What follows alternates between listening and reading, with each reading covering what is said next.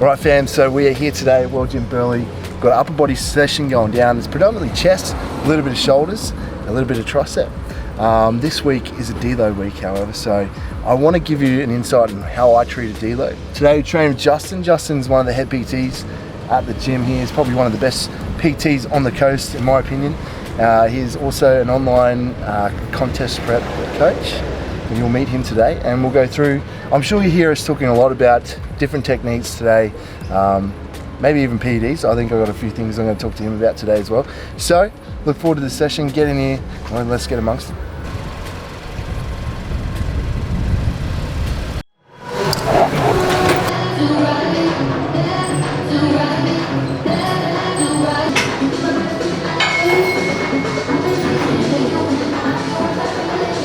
So here he is, the man, the myth, Justin. So as I said, Justin has been helping me for a while now.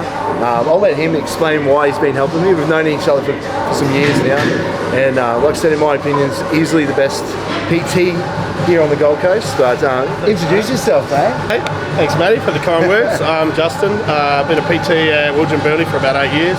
So my passion is really about getting people moving properly and trying to work on imbalances and bring up weak points. With Matty, you know, we saw he acknowledged the weak point of his was chest. So we're just trying to break down the movements and trying to bring those parts up. He's really helped me. So even someone at my level, and I obviously have been doing this for years, I'm still refining a lot of my movement patterns. I'm going to people that are smarter than me, asking them to help, especially having Justin in person, who's been watching me train and can see like it could be a simple hand positioning for positioning, or even just a setup to help get more out of it, especially and trying to make that. So that's why you've helped me big time with my chest, something I've been a weak area that's now getting better and better slowly.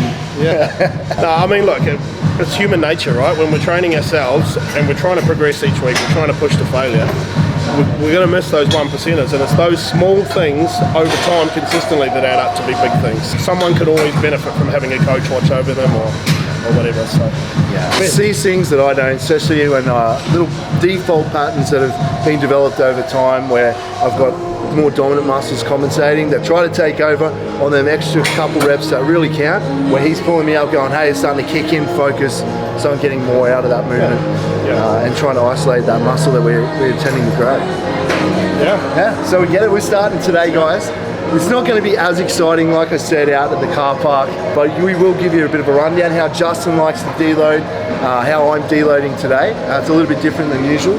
So what we've done, my coach, the Dean's got me to strip the volume back, because what we're trying to do is wash out the fatigue that I've just accumulated over the last 6 weeks in the last training block. So the whole point of this week is to de-stress the body, drop the volume back, so give myself the ability to recover. But he's still giving me, which is a little bit different than usual, isn't it? I've still got to hit 90% of my working load last week. Yeah, look, he's obviously allowing you to recover a little bit, and believe it or not, 10% off does make a difference. It will allow you to recover, but you're still working. So that's the good thing about a calculated deload is we're not just doing less. Like, it's calculated, you're still working, it's just not to that point of exhaustion or accumulating too much fatigue. Yeah, stress on the body. So normally what I have done in the past for a week, a deload week, is would drop the load back to like 80%. This week, like Justin said, it's 90%. He's also given me a rep range I need to hit as well. So he's done really well with that. And how would you structure, like, is that pretty typical for you with your deload weeks? Yeah, it's very similar. Like, I'll do the same thing, like you said, coming out of a training block, but you kind of use it intuitively with the client. Obviously, that's the benefit of you having Dean and tracking your numbers each week and checking in and everything, because obviously you see the fatigue accumulating, you see you starting to struggle to hit progressions. So when that starts to go on, if you're still, you know, your health markers and things like that are still potentially got another 8 weeks of pushing involved, then we want to try and just pull a little bit of fatigue out. So whether it's just that 1 week deload, and again, it's take off as little as possible to still get the outcome you want, you know. So dropping maybe to 70% might be too much, you know. 90% might give him what he needs. So that's it. 1 step back to go 2 steps forward. Yeah, exactly. It's pulling back a little bit. And that's where we're at. We're literally just got 12 to 14 weeks, and we just put subs back in. Food's going up. So that's why we just really need to set ourselves up here. So over the next 8 to 10 weeks, I can get the most out of this last bit of a push-up phase. Yeah. Especially Justin's help. So that's right. It'll be good. So we're starting this session today on the old faithful, the Hammer Strength Tech Fly. We'll go through some of the cues, what Justin's helped me big time on my fly variations, which you'll see very shortly.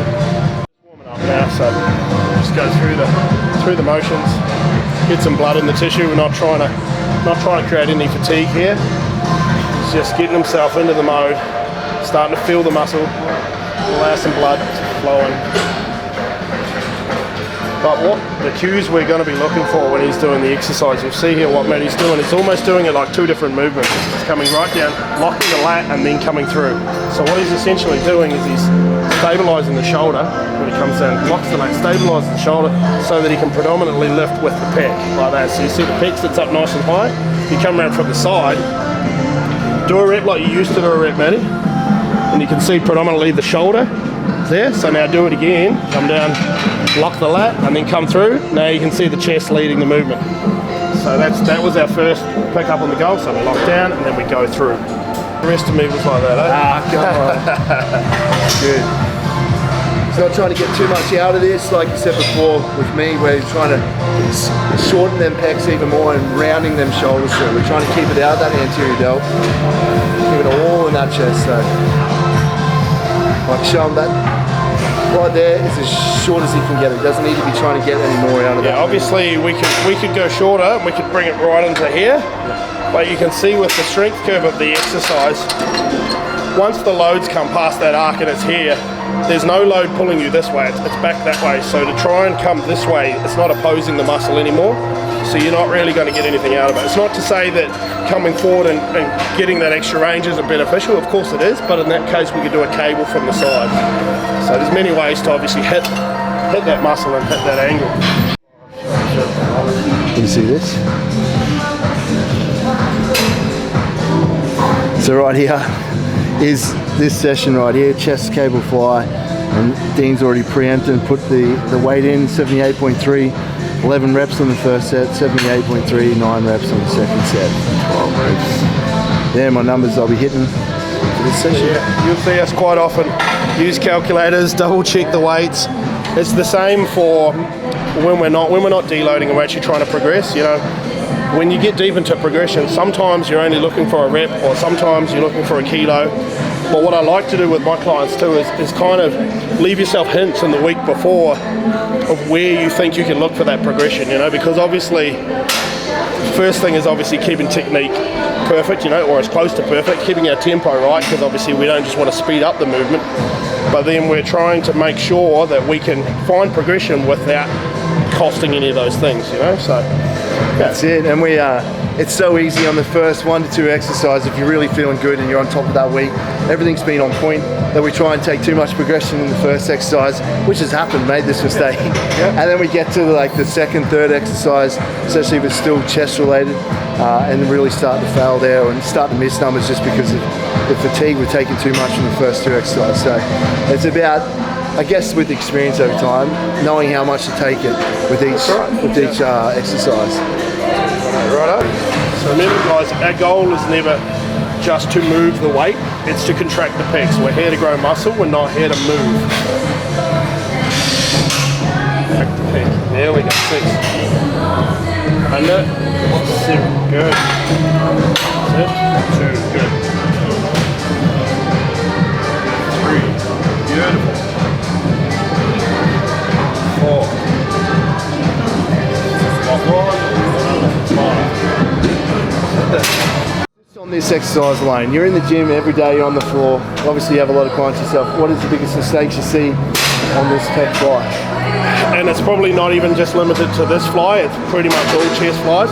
It's that movement of the shoulder, the protraction of the shoulder. And look, yes, it's a function of the pec to help protract the shoulder as well, so like I say, there's nothing wrong with doing that. But if it depends what our outcome is, right? So if we're coming on a machine and our goal is to try and build a bigger chest, then we want to try and limit those other muscles becoming more primary in the movement. So, you know, it's exactly what we said. It's trying to lock those lats and keep the shoulder out of the movement, or primarily initiate the movement with the pec. Yeah, exactly it. See it all the time, and like people using momentum and trying to lift too heavy and like really rolling forward and just jamming up that anterior delt. We're not here to just move things, you know? And I find that you lose the ego and you start progressing and calculating yourself properly. Like you really you enjoy the training a lot more because you're really honest with what you can do properly, and that's where you work. That's the space you stay in, you know. So everything's done at a more professional level. Yeah, so each week it is what it is. You know, if you can't go up, you can't go up. Not every week you are going to progress either. You have to accept that. But we have a lot of metrics we play with. We're looking at your food, you're looking at your rest, you're looking at sleep. You know, it's everything. So. And that was literally it. We're looking at like, I felt not too bad back in the last week, and then with obviously my health metrics, with my check-in, my coach, the feedback I've given him, it's just like blood pressure sort of, there's a bit of a transient shift in that. Even resting heart rate was a little bit higher, and he's just like, no, we're pulling back right here. Whether or not you think you need the deload this week, we're going to take it so we can, like I said earlier, set ourselves up for the next 8 to 10 weeks. You've got to be like, the best thing you can be is, if you want to be good in the sport or good at training without injury, is awareness. You know, you've got to be aware of when you're feeling fatigued. Like, you know, we've all done it. You come in the gym with a group of mates, and regardless of how you feel, you know, you might not have eaten enough food, you might not have had enough water, you might have been out in the sun. You know, you try and lift these big numbers, and it's just not realistic. So it's like, you know, we've got to stay with it and be honest and be aware of how we're feeling. Like I know myself, I've been sick last week as well, so I can already feel fatigue in the tissue where I normally wouldn't. So I'm going to pay attention to that and monitor that through the work. You know? And expect that in your performance if it does see it. So many variables come into play. So. But also don't use it as an excuse either. Yeah, there's a have your numbers, and that's the benefit of that. Have the numbers and still have a point, because quite often you'll find you over exceed what you're feeling when you walk in the gym. Don't worry, bro.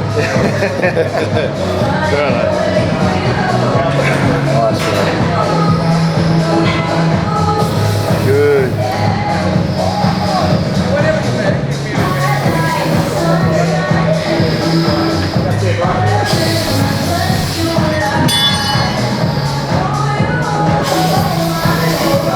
Very good. Lats on. Good. Set. There we go.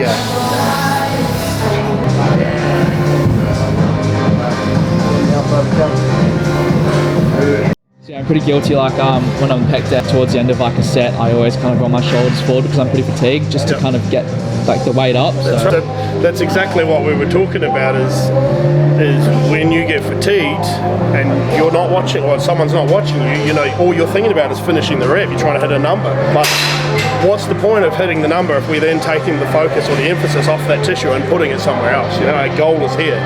That's that default pattern I was saying before, where you get so caught up on trying to get progression, trying to chase that number, where technically, when we look at like the form, we start to lose it, and that more dominant area takes over, and we start performing the exercise slightly off. So that's where he comes in, and as soon as we see that pattern start to pop up, my shoulder starts to roll up, and that trap comes in, he's pinned it back down. For me to get the progression, to class it as progression or a win, I need to get it with the correct form. And so we won't count it, but you know, you're far better off to do a partial rep. You're training to failure. You're better off to perform the rep with absolute technique still and perform half a rep and keep it in the tissue than recruit something else and do the movement incorrectly, you know. We wouldn't count that as a full progression, but at least then we know we're keeping good technique and we know where we're heading next week. Awesome. What does it know back at? I'm not sure whose that is, but I love it. Okay? The journal's out, because that means they're documenting their training performance. So many people come in here from week to week doing the same shit. So every day, like it's the same weight, the same reps. There's no progression, there's no intent, there's no purpose or structure to the training. It's great that they're in it, don't get me wrong. But if you are looking to make progression or change your body composition, improve your physique, or improve your strength, we need to be tracking it. Now we're moving on to the humbler. We love this one because it really fucks with the ego. So we come on here, we're a little bit pre-fatigued from the flies, especially when the volume's obviously up when we're normally training. We come here, the tempo is, so it's a dumbbell incline press, low incline, and the tempo is 4 second negative, 2 second pause. Yeah, 4, 2, 1, 0. So there's a 4 second negative, 2 second pause at the bottom, and then we're up. So that time under tension really kills you, and you'll get to see that. Well, I mean, 10 reps is 60 seconds, you know, yeah. So it's a long time. True that. Yeah. This is just a warm-up set. Like I said, we're not trying to accumulate any fatigue. He's just getting himself in the mode of pressing. So the cues are going to be much the same here. We're going to be looking for him to be locked down under here and not trying to protract the shoulder, not trying to push the dumbbell to the ceiling, rather trying to push his biceps together and come through the pec. Obviously our pec travels along here, that's the humerus, so we're trying to shorten that. When we go upwards, we're obviously recruiting a lot more than just the pec. Right.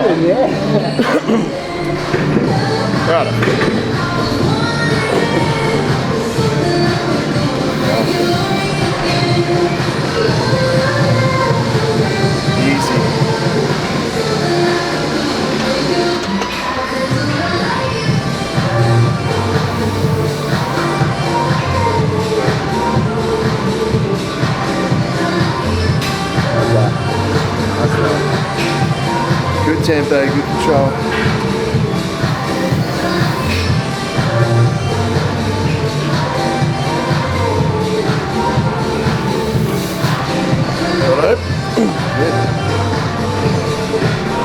Yeah, it's funny, like when we come into here, normally in other programming when it's an incline press, I really love it as well. It's we're usually pressing 60s and 65s, but this last block of training we've done no more than 50 kilos just because that tempo is so draining and so hard. It really takes it out of you when I'm trying to push the weight. But that's the thing again, like we're saying, what's your outcome? You know, there's a time to push more weight and there's a time to slow things down. Just as effective, isn't it? Exactly. So, load burst on. Yeah, think about the joints too, you know, holding a 65 kilo dumbbell versus holding a 42 kilo dumbbell. So there's more than one way to get that same outcome. Keeping that load under here the whole time. Right through, good. Like I said before, the action is together, not to the ceiling.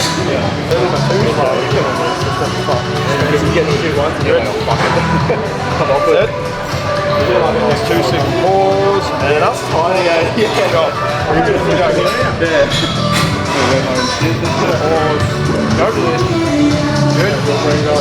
Yeah, it's pretty steady over holidays and stuff.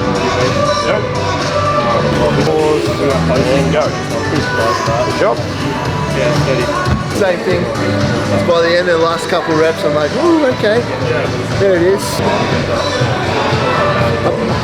2.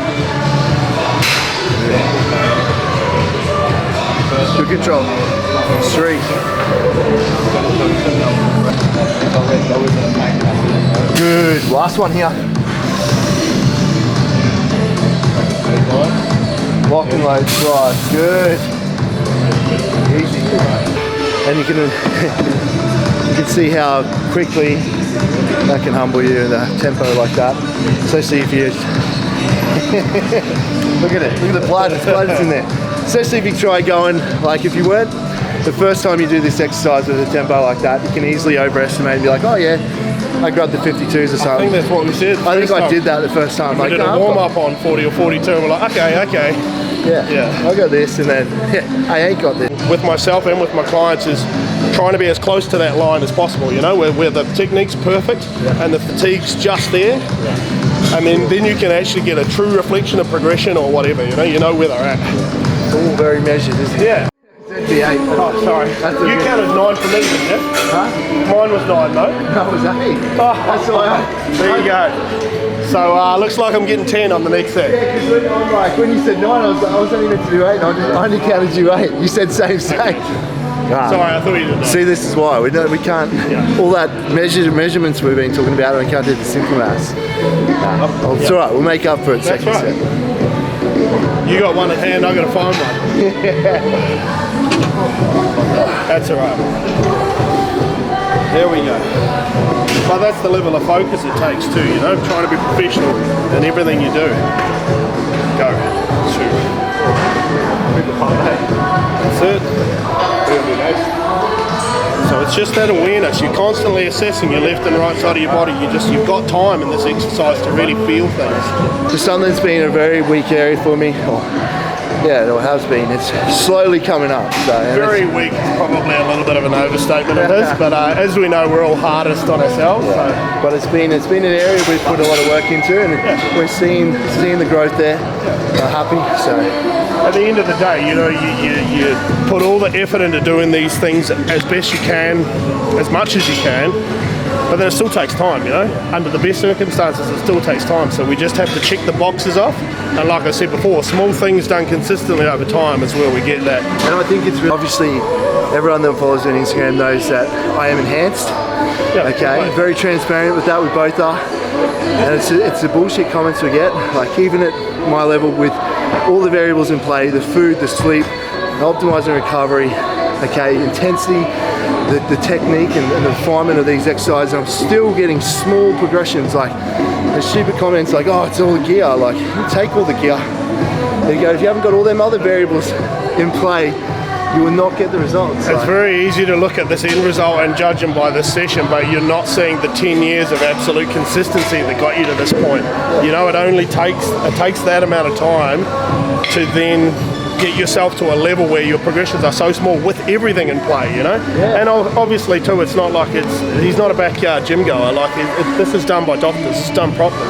This is measured again. This is another thing and that ties back into before with our check-in, like all the health markers that we are monitoring, like blood glucose, fasted blood glucose, we're doing blood pressure, you know, regular blood work on top of that, working with the doc. So he's having his say, so we're trying to, it's still risks obviously involved doing what we're doing at a pro bodybuilding level, but you know, is try to mitigate as many, or reduce the risks as much as possible. Yeah. So it's funny because I want to wind you up while I've got the time. I did a TikTok this morning, you're gonna have a laugh at this. Yeah. And it was about the principles of building muscle, you know, where people go wrong. It's the core principles I learned over the very first years of bodybuilding. You know, genetics will get you so far without everything else in play. You just don't get the progression, you know, like we have so many natural athletes. I was natural when I first started, got great results. And a lot of bodybuilders start off in the natty feds, and I got TikTok, and they're so aggressive, they're just like peppering me. What about the trend, steroids, blah, blah, blah. I'm like, I'm not talking about myself. I'm not expecting people to look like me. It's the education around what I've learned. Like these are the core principles, regardless if PEDs are in play. Without them boxes being ticked, you're not gonna grow. And it's like, I can't believe every comment's like trend. I'm like I couldn't help but back. I'm like, trend, I don't even fucking use trend. Like if I was to use trend in a build phase, that's what they think. They're just aggressive. They want for people that don't know, it was a drug that was designed for elderly with osteoporosis and old women. So it's not, if you put someone on a testosterone only, and there are studies to back this, testosterone only versus tren only, testosterone trumps it every time for muscle growth. And they're saying this because they really aren't educated. It's hard for me not to get a little bit aggressive and act a little bit more like an authority on there, because it shows their ignorance around PEDs, and they're going to make comments about that, people that obviously know what we're doing. Yeah. The trend, and the trouble is when they say trend, they're saying that because the bullshit comments that are 7 times more anabolic than testosterone. When we look at the studies that are available, the data that's available, that all AAS, so anabolic androgenic steroids, accrete protein pretty much at the same rate at a human dose. So we're gonna trend, like tell us about trend, how toxic it is. Well, that's the thing, right? Like it is a special drug, but it's a special drug for reasons not obvious to most people. Like it's extremely good at holding on to protein in a deficit situation. So a comp prep drug, that's what I was going to say. Like when would we use trend? If we use trend, would be an aggressive in a deficit when you're trying to hold on to tissue. Yeah. So but the thing is, the clinical effective dose is 50 milligrams a week. This is what I want to talk about. It's not 300, 400 that we see. Typically, I've seen guys coming up the gyms running 600-700 meg a week of trend. You know, like when the clinical dose is 50 meg a week. So the way I explain that to people is, okay, so pick up a Panadol box and it's no more than 8 tablets in 24 hours. It's like, are you going to go and have 40 tablets in 24 hours? Like that's just the madness, you know. Like that's what people are just taking it and thinking more is better, and it's just, you know. So, but anyway, getting back to it, so it acts on the progestin receptors, so you get some non-genomic effects of this, which can be very beneficial with aggression and things like that, but also like you get night sweats and you get sleeplessness, and there is some really deleterious effect on and very deleterious effect on the brain, the kidneys. It seems to be probably one of the more harsher compounds that we could use. So for that reason, yes, it has a need, but somewhere in the prep, but it's not. It's outside of that. When you don't need to use something, you don't use something. Everything is needs based, and okay, well, what's our outcome? And look, if we're just a hobby builder going to the gym, like, is this worth, you know, potentially stuffing up your hormone profile for the rest of your life? You know, yes, there's a risk in what we do. We've decided to take on this risk because we want to be something more than where we currently could get naturally. But along with that, the caveat to that is we're going to do our blood work, we're going to get heart checks, we're going to get brain checks. Like, it's next level, the cost that you then invest in yourself because you chose to take this risk. Absolutely. And at the end of the day, like, for those that wrote all them ridiculous comments about trend, like, I will try and, just for you, I'll put some more content up that no, I don't use trend in the off season. There's a reason for it. There's better compounds to get the desired result with, I guess, a better safety profile. Don't get me wrong, it is used, but it's definitely not used in off season for most people for the simple fact of what we just said. Yeah. Righto, I've had plenty of rest, so I can get this extra rep, no worries at all. Nice, mate. Yes. This will be 8. Hold up. It's 8. What are you going to get there? 2. Okay, let's go. Let's find them. Easy. Drive. Good. Here we go. Reach. Hold up. Good. There we go. But the first rep shouldn't look much different to the last rep, other than the level of fatigue that you're starting to feel and the pain that you're expressing. He didn't speed up his tempo. That's the main thing. You start to see when that fatigue starts to kick in the last few reps, the tempo needs to stay the same. So that's really where it catch you up. Yeah, it's perfect form, perfect tempo. Thanks. These little bad boys come into play. We're trying to get every little bit out of it. We were using the 2.5s and the 1.25s. We use these a lot. Actually have a trainer in here that has some 500 gram plates as well. They do come in handy. They do. So same thing again here, guys. It's obviously just a more isolated press. He doesn't have to think about stability of the shoulder anymore. He apply force to the handles to really keep that in that braced position. And he can really just drive his biceps together as he's pressing up. Really create a lot of tension through here. So tempo's a lot faster on this. It's just a 2-second negative. What rep are we up to? So, good. Go, go, go, go, go, go. Good job. So the benefit of a machine obviously is because we've got that fixed arm, you can use it to generate tension against, so you can actually get a harder contraction out of something like that. However, where people say machines are easier, in some ways, at least free weights allow you to move within your body's imbalances or discrepancies or whatever. With a machine, you're following the arc of the machine, so you've got to be careful to know what you're trying to do in the machine and not follow the plane of the machine too much, because if you look at most of these machines, they follow an arc, so they're actually going to promote you coming into this position as you try and come too deep. So you just got to be careful with that and know your outcome again and work with that. Absolutely. That's probably one thing I didn't talk about over on that dumbbell press is like what we see a lot on the floor is guys being a little bit too square with their pressing movements, being like, I'll manipulate arm path to angle to work in with my biomechanics, just to I tuck the elbows just a little bit to take it out of that anterior delt, not loading it too much. Yep. So like I was saying, you can see where the fibers come up through the chest, and so obviously if Matty's in a lot more square plane, you can see straight away as soon as he does that, the anterior delt comes up. So if you were to press through there, you can see how much anterior delt's involved in the movement. Come down, just bring it down a touch and then drive through. See now the pec's coming through. So pretty easy way to tell is do a movement passive in the mirror, see the muscle that's initiating the movement, that's where your load's going to be. So let's go. It's 1, it's 2, 3, 4, 5. Good. 6. That's it. Keep that tempo. 7, 8. Easy. 9. It's good. Good. It's 10. Last one. Good man.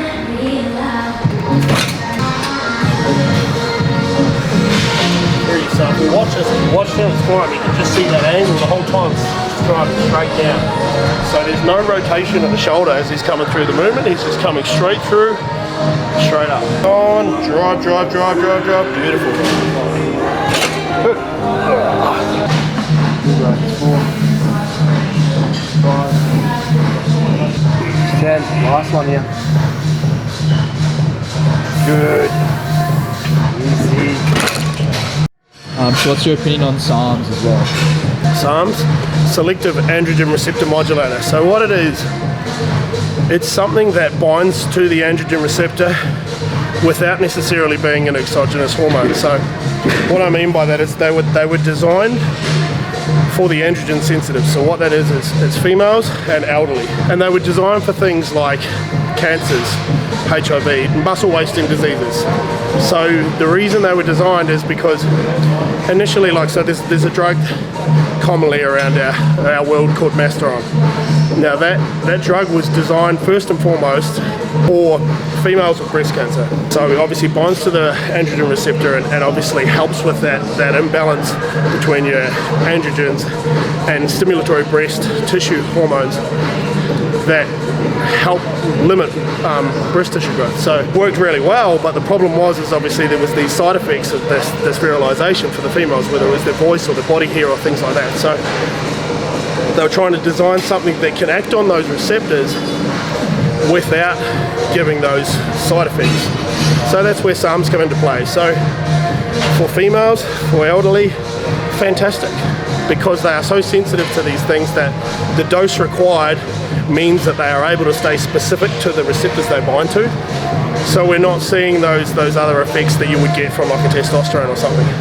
In terms of males using SARMs, the dose they would need to then get the benefit they're looking for, or the claims from the benefit, is where the drug loses its selectivity. So then you start getting some of the side effects that you would get anyway, and potentially sometimes worse because it's an oral thing, things like lipid skewing and things like that, where your cholesterol and stuff like that. So yeah, my opinion would be, again, why do we need it, who needs it, and what's your outcome, and then we go from there. So the goal here obviously is working the tricep in the lengthened range. So this is a fully lengthened tricep at this point.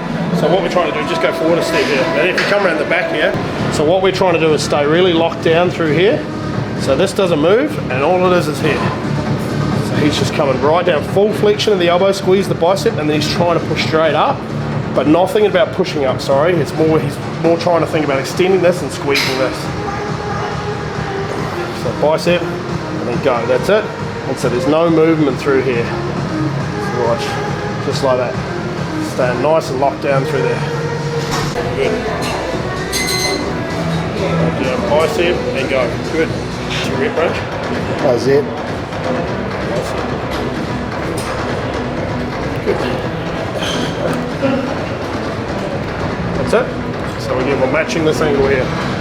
So the benefit of cables, especially an adjustable pulley cable, is obviously we can work multiple different points of the strength curve or of a muscle and different places of the range, sorry.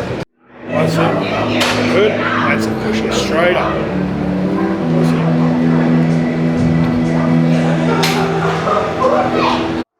Bicep. Good. Straight up. Nice. Yeah. Good.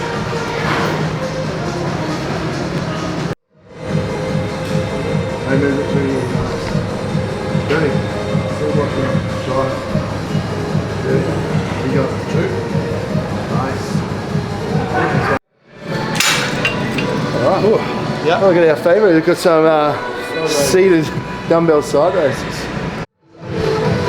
Righto, so this is another one we see a lot of people doing the wrong thing in the gym.